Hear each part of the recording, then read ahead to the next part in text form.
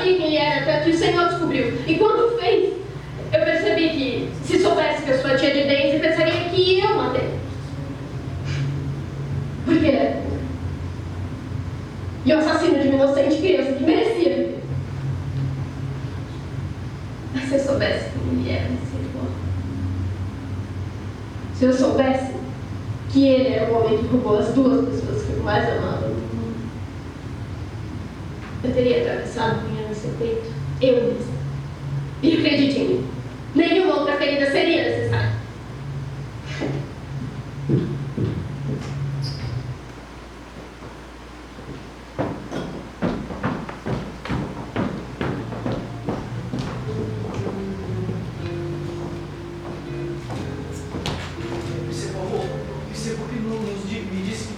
Sabe a identidade do assassino?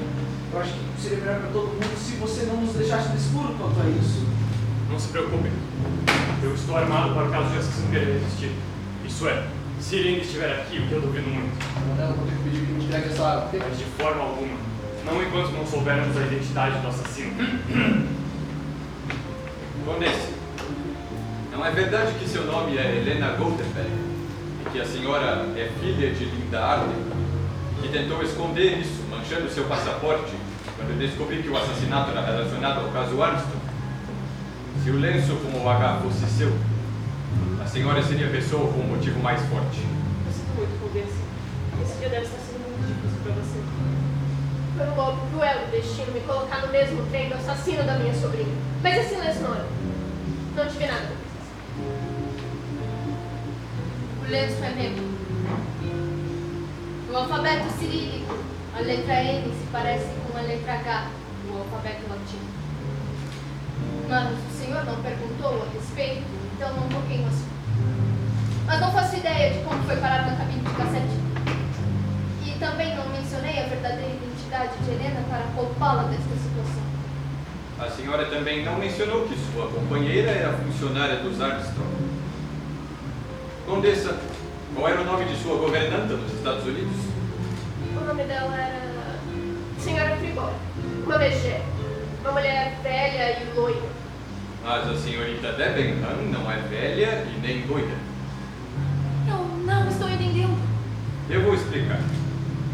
Existe uma loja em Londres chamada Debenham e Friboi, que a charmosa condessa com certeza conhece.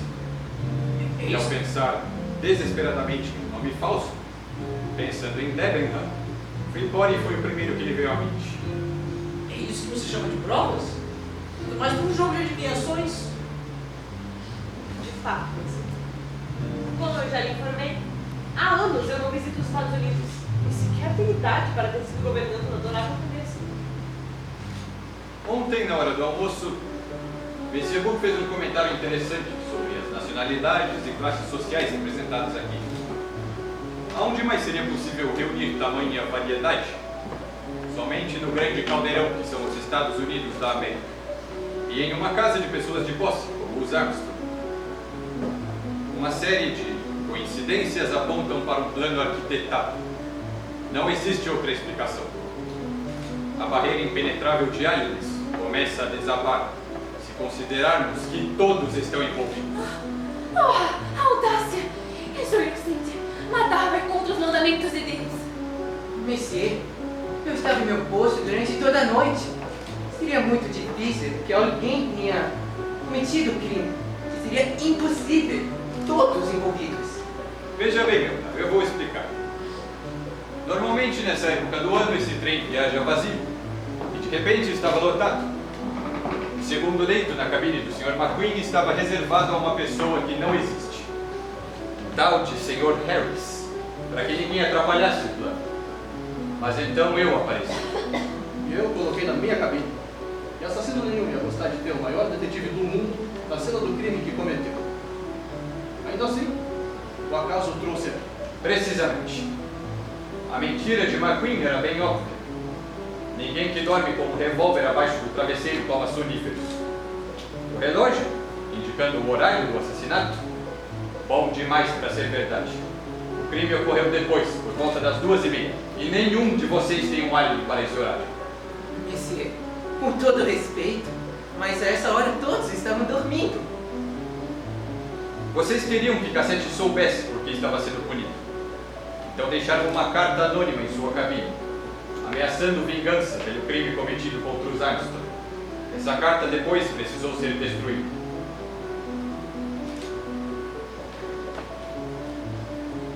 Vejamos.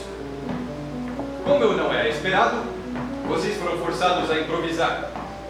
O assassino da cabine da senhora Hubbard, a misteriosa de kimono vermelho e assim por diante. Um labirinto de pistas e álibis diferentes. Alguns apontavam para um homem, outras para uma mulher. Um condutor baixinho de voz fina poderia ser qualquer um dos dois. Um labirinto interminável de pistas e álibis falsos para me confundir. E qual o método de adivinhação o senhor utilizou para discernir as provas verdadeiras das falsas, Mr. Poirot? Foi o seu comentário sobre um júri composto por 8 membros que me levou ao caminho certo. 8 passageiros, 8 feridas. O que eu vejo são 8 jurados autoproclamados que condenaram Cassete à morte. Seu pai, o juiz, foi subornado ou chantageado, então tentou corrigir este feito, não é, Sr. McCrew? Coronel, presumo que o Sr. e Armstrong foram companheiros de armas. Poucos laços são tão fortes quanto esse. A condessa perdeu a sobrinha, a irmã e o cunhado por causa de Cassete. Greta Olson se encaixa perfeitamente na descrição da babá da pequena Daisy. A princesa Dragomirov era muito próxima dos Armstrong, em razão de sua amizade com Linda Arden. O plano, é claro, não poderia dar certo sem a participação do condutor. Michel, além de ter o mesmo sobrenome, é francês, assim como Suzanne, a empregada falsamente acusada, e que pai se negaria a vingar a morte da filha. A governanta dos Armstrong foi agredida durante o sequestro.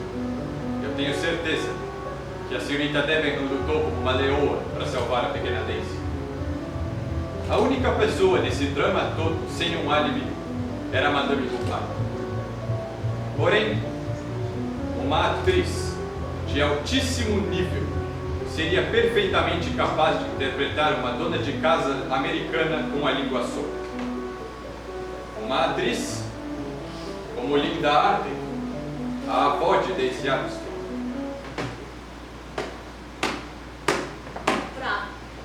Isso é verdade? Eu sempre quis dirigir um espetáculo.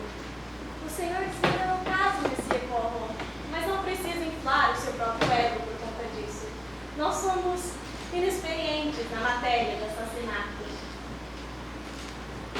Nós somos cidadãos honestos, abandonados pela lei. E o senhor não é um ser humano também? Ou é apenas uma máquina de resolver cálculos que profere um resultado no final de tudo? Do que adianta essa máquina para desvendar o que aconteceu aqui? A lei protege a todos. Não importa o quanto sejam desprezíveis. Exatamente. E pela lei, Cassete foi considerado culpado. Nós apenas encontramos um erro e executamos a sentença. Vocês não tinham o direito! As morais seguem as tendências culturais, assim como as leis. Quando a justiça falha, não temos o direito de corrigi-la. Vocês Senão teria que ser entendem? da Idade Média. Vocês realmente entendem essa vingança pessoal como progresso? Por acaso a lei não é a única coisa que nos distancia do nosso passado sombrio? Monsieur Poirot, o senhor não tem coração? Não tem filhos?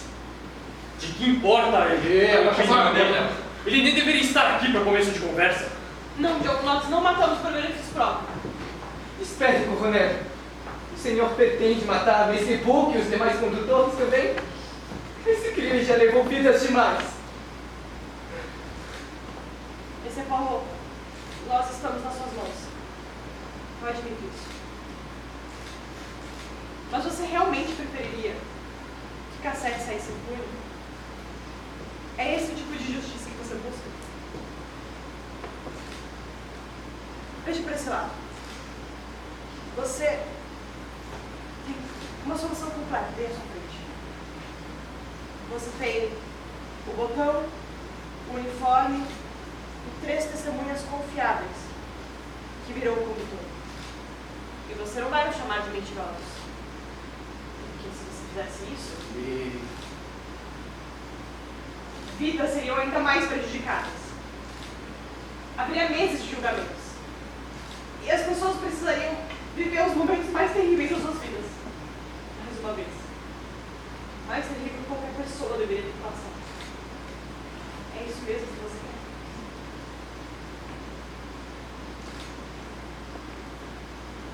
Examine a situação. Energia.